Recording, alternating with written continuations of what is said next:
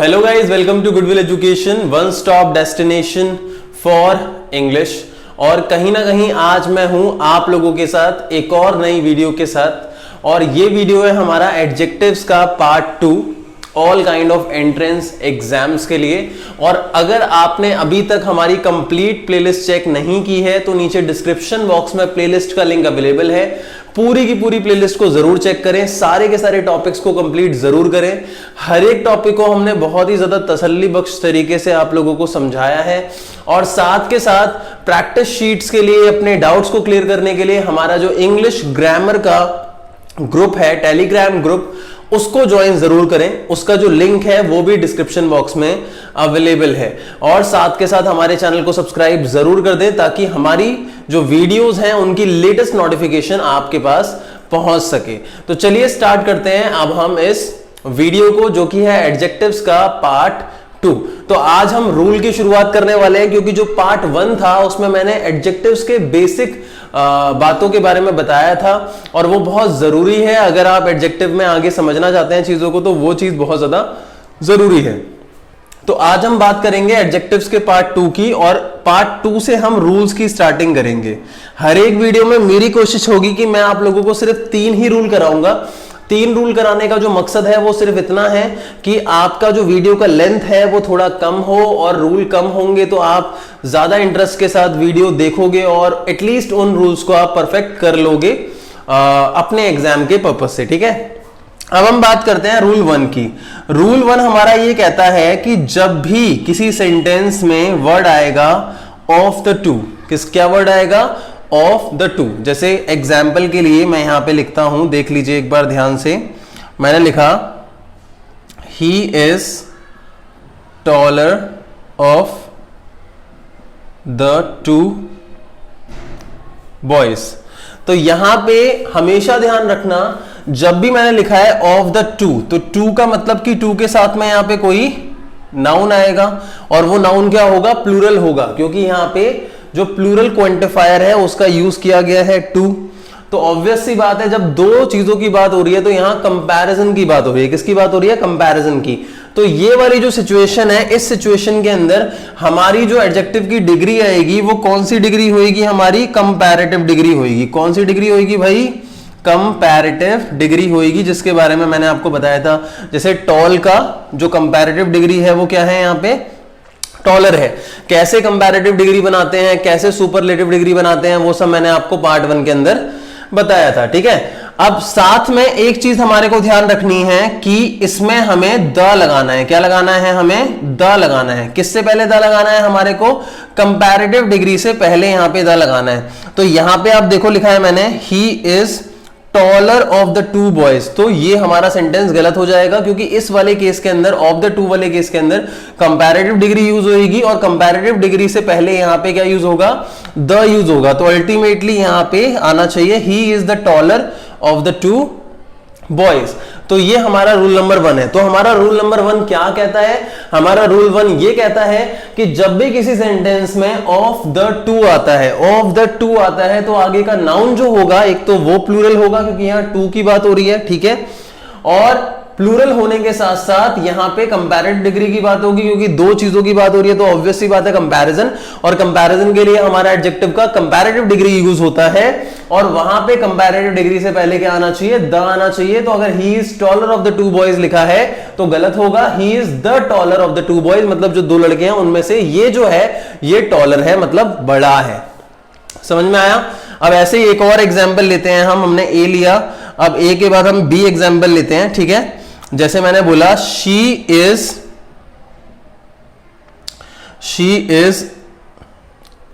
A more beautiful of the two sisters. क्या बोला मैंने? She is a more beautiful of the two sisters. तो पहली चीज यहां पे क्या आ रहा है? ऑफ द टू आ रहा है। आप देखोगे उसके आगे प्लूरल नाउन आना चाहिए, तो प्लूरल ये आ रहा है।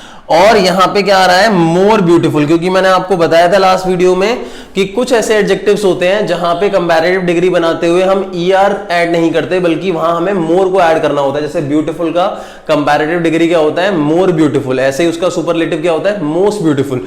मतलब कंपैरेटिव डिग्री में हम मोर लगा देते हैं और सुपरलेटिव में हम मोस्ट लगा देते हैं। तो ऑब्वियस सी बात है यहां मोर आ गया, लेकिन यहां मैंने अ लगा रखा है एग्जाम्पल में, जो कि गलत होगा, क्योंकि कंपैरेटिव डिग्री से पहले क्या आना चाहिए, द आना चाहिए। समझ में आई बात? तो ये है हमारा रूल नंबर 1 एडजेक्टिव्स के पार्ट 2 का। आई होप आप लोग समझ गए होंगे। अब हम बढ़ते हैं अपने नेक्स्ट रूल की तरफ, जो कि होगा हमारा रूल नंबर 2। और उससे पहले मैं चाहूंगा कि आप जल्दी से ये रूल नोट कर लीजिए, फास्ट, जल्दी से इस रूल को नोट कर लीजिए। उसके बाद हम बढ़ रहे हैं आप रूल नंबर 2 की तरफ। और जिस बच्चे ने भी अपनी सारी वीडियोस नहीं देखी हैं, नीचे डिस्क्रिप्शन बॉक्स में प्लेलिस्ट के लिंक को जरूर चेक करो और सारी की सारी वीडियोस को जरूर देखो। शुरुआत से लास्ट तक हर एक वीडियो को देखना बहुत ज्यादा जरूरी है अपनी अच्छी प्रिपरेशन के लिए, ठीक है। अब चलिए बात करते हैं हम अपने नेक्स्ट रूल की, जो कि है हमारा रूल नंबर 2। कौन सा रूल है हमारा, रूल नंबर 2। देखते हैं हमारा रूल नंबर 2 क्या है। रूल नंबर 2 में हमारी 2 सिचुएशन है, एक है एज और एज, और एक है सो और एज। अब ये बीच में जो मैंने डैश छोड़ा है, यहां पे एक एडजेक्टिव आएगा। जो मैंने डैश छोड़ा है वहां पे क्या आएगा, एक एडजेक्टिव आएगा। मतलब एक सेंटेंस में ये कंडीशन बनेगी कि 2 एज आ रहे हैं और बीच में एडजेक्टिव आना चाहिए। ऐसे एक सो आ रहा है, फिर एज आ रहा है, इसके बीच में क्या आना चाहिए, एडजेक्टिव आना चाहिए। अब ध्यान क्या रखना है, जब ये वाली कंडीशन बनेगी तो हमारा एडजेक्टिव जो आएगा वो कौन सी डिग्री का आएगा, पॉजिटिव डिग्री का आएगा। कौन सी, पॉजिटिव, या फिर सिंपल डिग्री भी कह सकते हैं हम इसे, ठीक है। पॉजिटिव डिग्री के साथ साथ आपको ये ध्यान रखना है कि सेंटेंस जो होगा वो एफर्मेटिव होगा। एफर्मेटिव मतलब जो सिंपल, जिसमें नेगेटिव की बात नहीं होती। तो पॉजिटिव डिग्री हमारा आ सकता है, that is okay. Affirmative sentence हमारा आएगा, दिस इज ऑल्सो ओके। और तीसरा, अगर नेगेटिव सेंटेंस बनेगा तो भी हम इसे ठीक मानेंगे। अगर नेगेटिव सेंटेंस बनेगा तो भी हम इसे ठीक मानेंगे। क्लियर हुआ यहां पे, ठीक है। अब यहां पे अगर मैं बात करूं सो एज की, मतलब जब ये दोनों सिचुएशन, दोनों वर्ड्स आ रहे हैं, उसके बीच में कोई एडजेक्टिव आ रहा है, तो अगेन ये भी हमारा क्या बन सकता है, पॉजिटिव डिग्री में ही बनेगा। एडजेक्टिव हमारा पॉजिटिव डिग्री में ही आएगा। दूसरी चीज, हमारा एफर्मेटिव सेंटेंस नहीं बनेगा। इस वाली कंडीशन में हमारा एफर्मेटिव सेंटेंस नहीं बनेगा। क्या नहीं बनेगा, एफर्मेटिव सेंटेंस नहीं बनेगा। और तीसरा हमारा नेगेटिव सेंटेंस बनेगा। तीसरा हमारा नेगेटिव सेंटेंस बनेगा। मुझे पता है आप लोगों को ये सही तरीके से क्लियर अभी नहीं हुआ होगा। जब मैं एग्जाम्पल लिखूंगा तो आपको ज्यादा अच्छे तरीके से ये बात समझ में आएगी। चलिए एक एग्जाम्पल देखते हैं, ठीक है। अब देखो, Ram is as tall as Shyam, ठीक है। अब यहां पे ध्यान क्या रखना है, यहां पे एक नोट में लिख देता हूं, इन बोथ दी सिचुएशन, ये दोनों सिचुएशन जो है, in both the situations, in both the situations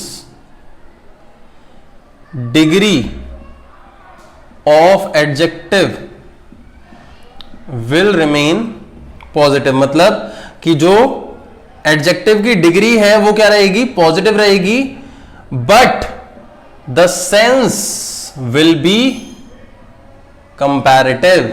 मतलब डिग्री तो एडजेक्टिव की पॉजिटिव रहेगी, लेकिन सेंटेंस का जो सेंस जाएगा वो कंपैरेटिव जाएगा। जैसे Ram is as tall as Shyam, तो Ram is as tall as Shyam की जब हम बात करेंगे तो वहां पे कंपैरिजन की बात हो रही है। राम और श्याम के बीच में जो टॉल की बात हो रही है यहां पे, कि राम और श्याम में से कौन लंबा है, तो उसमें हम कंपैरिजन की बात कर रहे हैं। तो Ram is as tall as Shyam, तो मैंने आपको क्या बोला, पॉजिटिव डिग्री यूज होगी, तो टॉल हमारा पॉजिटिव है। दूसरी चीज मैंने आपको बोली, सेंटेंस आपका पॉजिटिव भी हो सकता है, तो Ram is as tall as Shyam, तो हमारा पॉजिटिव सेंटेंस है। और तीसरा हमारा नेगेटिव सेंटेंस हो सकता है, तो हमारा अगर नेगेटिव होता है इसकी जगह तो भी हमारा वो ठीक होता। लेकिन बात यहां कंपैरिजन की हो रही है, डिग्री पॉजिटिव है लेकिन यहां पे सेंटेंस कंपैरिजन को शो कर रहा है। एक और एग्जांपल देखते हैं।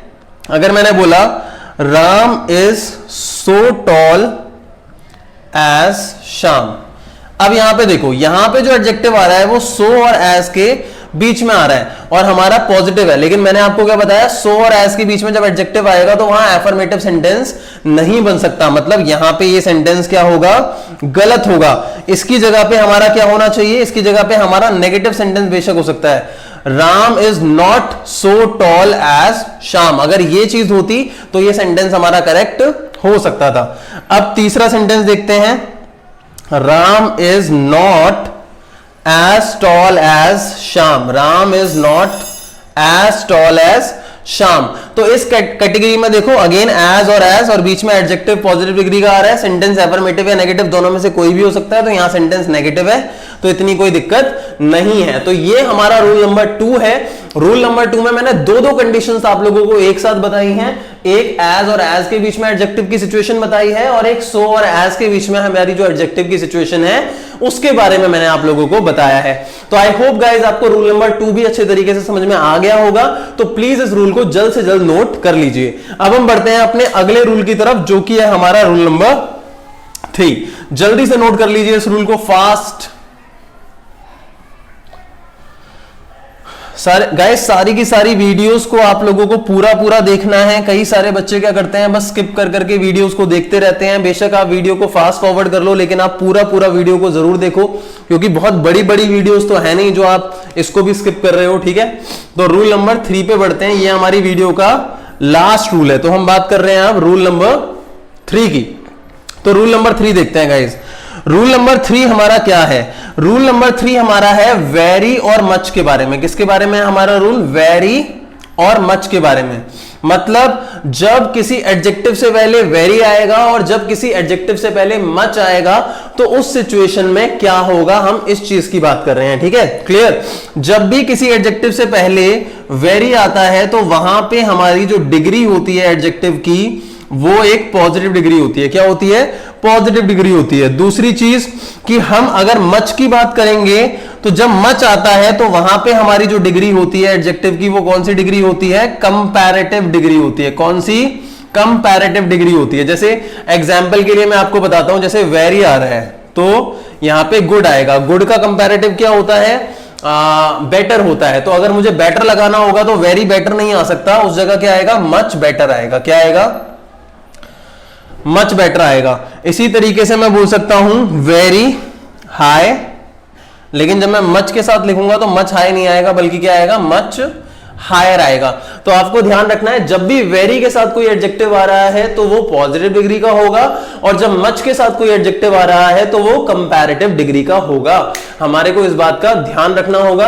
और गाइस इसकी एक्सरसाइज जो है, इस पूरे के पूरे वीडियो की जो एक्सरसाइज है, अगर आपको चाहिए तो प्लीज आप हमारा जो इंग्लिश ग्रामर का ग्रुप है टेलीग्राम पे, उसको ज्वाइन जरूर करो। उसका जो लिंक है मैंने डिस्क्रिप्शन बॉक्स में दे रखा है, तो प्लीज आप उसको ज्वाइन जरूर करो। और आपको सारे के सारे एक्सरसाइजेस वहां पे मिलते रहेंगे। इवन इन सारी वीडियोस के लिंक्स भी मैं वहां पे प्रोवाइड करते रहता हूं, तो आपको काफी ज्यादा हेल्प मिलेगी। और साथ के साथ अगर आप अपनी इंग्लिश को स्ट्रॉन्ग करना चाहते हो, हमसे जुड़े रहना चाहते हो, तो हमारी सारी वीडियो की लेटेस्ट नोटिफिकेशन के लिए आप मुझे मेरे इंस्टाग्राम अकाउंट पे भी फॉलो कर सकते हो। मेरे इंस्टाग्राम अकाउंट का जो यूजर नेम है वो नीचे डिस्क्रिप्शन बॉक्स में अवेलेबल है, तो एक बार डिस्क्रिप्शन बॉक्स को चेक जरूर करिए और मुझे फॉलो जल्द से जल्द कर लीजिए। तो आशा करता हूं गाइज आपको ये वीडियो अच्छी लगी होगी। अगर आपको ये वीडियो अच्छी लगी तो प्लीज इस वीडियो को लाइक जरूर करिए, शेयर जरूर करिए, इस पे कमेंट जरूर करिए और अपने फ्रेंड्स को भी इसके बारे में बताइए। Thank you so much for watching this video.